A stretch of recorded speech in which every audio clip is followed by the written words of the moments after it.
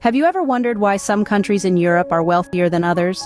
It's a question that certainly piques our curiosity. Europe is a fascinating tapestry of varied economies, and the disparity in wealth across its nations is intriguing. Let's set the stage for our upcoming discussion, a journey to the heart of Europe's wealth. We'll be visiting 5 of the continent's richest countries, each with its own unique story of economic success. These countries, small and large, have managed to build robust economies that are the envy of the world. First on our list is Luxembourg, a small landlocked country that punches well above its weight. Despite its size, Luxembourg has managed to carve out a niche for itself as a global leader in finance and banking.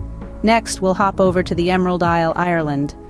Known as the Celtic Tiger, Ireland has undergone remarkable economic transformation in recent decades, largely due to its successful embrace of globalization and technology.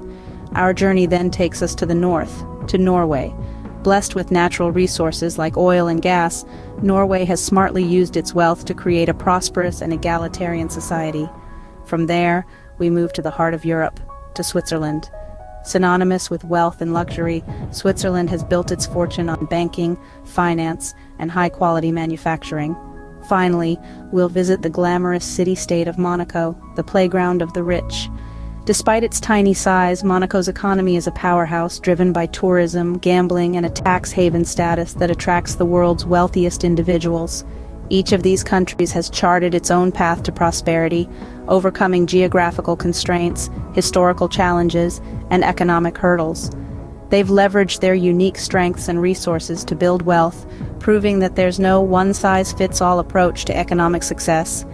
Join us as we journey through time to unravel the secrets behind the prosperity of these European powerhouses. Let's start our journey in Luxembourg, a small nation with a big economic footprint. Nestled between Belgium, France, and Germany, Luxembourg has a story that is as intriguing as it is inspiring. For a country that's just about the size of Rhode Island, it has left an indelible mark on the world's economic map. In the 20th century, Luxembourg was a steel industry titan. It was the backbone of its economy, employing a significant chunk of the population. But as the world evolved, so did Luxembourg. The steel industry started to decline in the late 70s, and the country found itself at a crossroads. But Luxembourg didn't falter. It adapted, it transformed.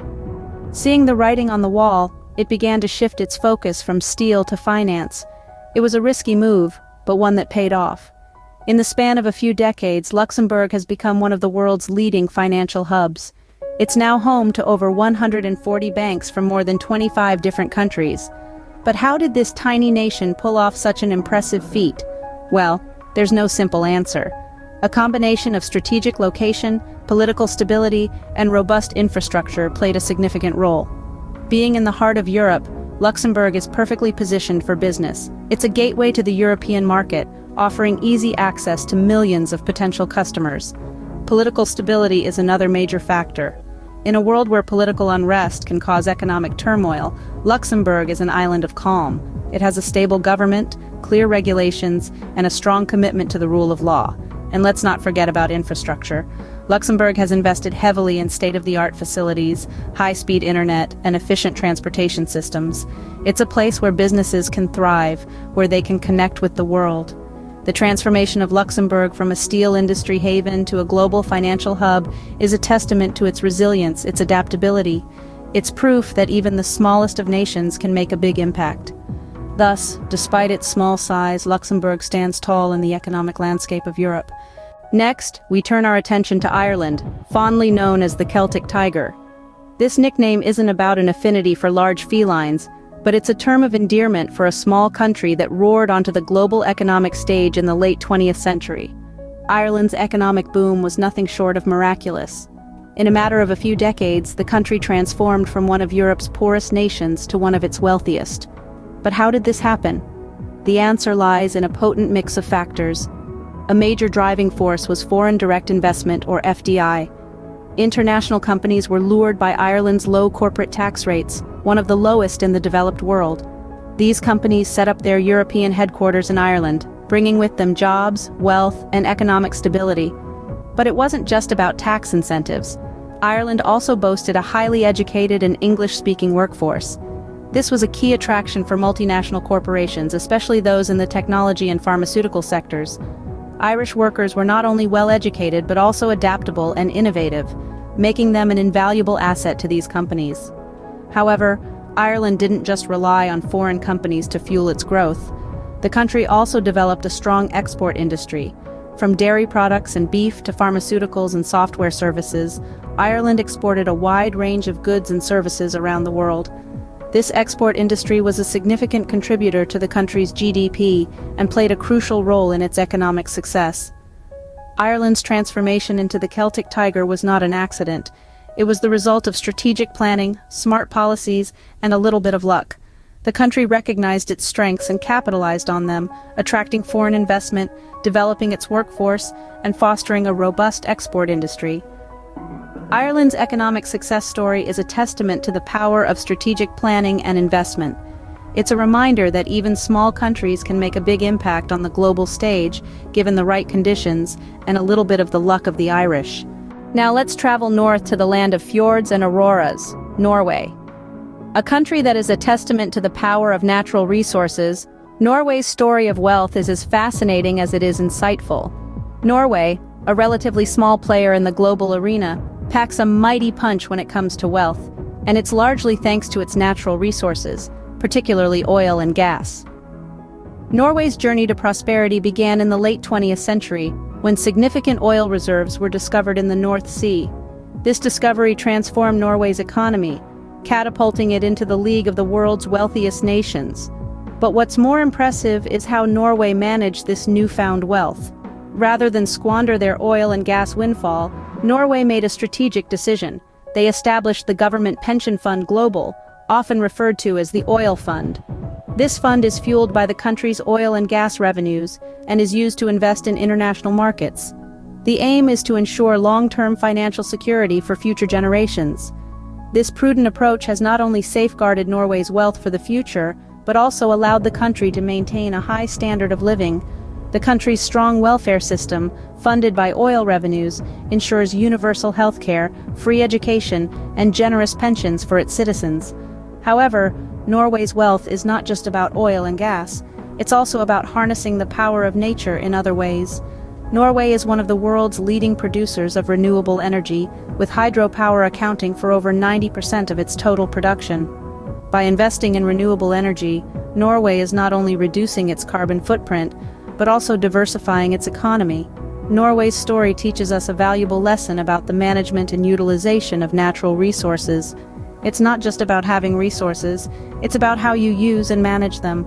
Norway's prosperity shows us the value of natural resources when managed sustainably.